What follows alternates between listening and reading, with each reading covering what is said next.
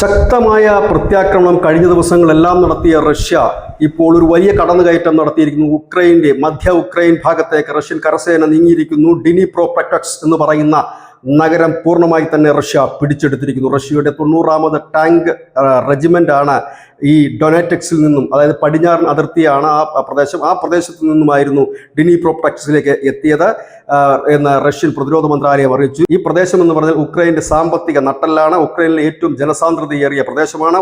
1 ദശലക്ഷം പേരാണ് ഇവിടെ താമസിക്കുന്നത്. ഉരുക്ക്, കൽക്കരി വ്യവസായം, ഒപ്പം തന്നെ യന്ത്ര നിർമ്മാണശാലകൾ, അങ്ങനെ വ്യവസായത്തിൻ്റെ ഒരു ഈറ്റില്ലം എന്ന് പറയാൻ കഴിയുന്ന ഒരു മേഖലയാണ്. ഉക്രൈൻ്റെ മധ്യഭാഗത്താണ്, മധ്യ ഉക്രൈനിലാണ്. ഇതൊരു സാമ്പത്തികമായി തന്നെ ഒപ്പം ലോജിസ്റ്റിക് കേന്ദ്രം കൂടിയാണ്. അതുകൊണ്ട് തന്നെ ഇതിൻ്റെ ഒരു തകർച്ച ഉക്രൈനെ വളരെയധികം തകർക്കും എന്നതിനാണ് കരുതുന്നത്. ഇതിനിടയിൽ റഷ്യയുടെ ഈ പ്രസ്താവന വ്യാജമാണ് എന്ന് പറഞ്ഞുകൊണ്ട് ഉക്രൈനും രംഗത്തെത്തിയിട്ടുണ്ട്.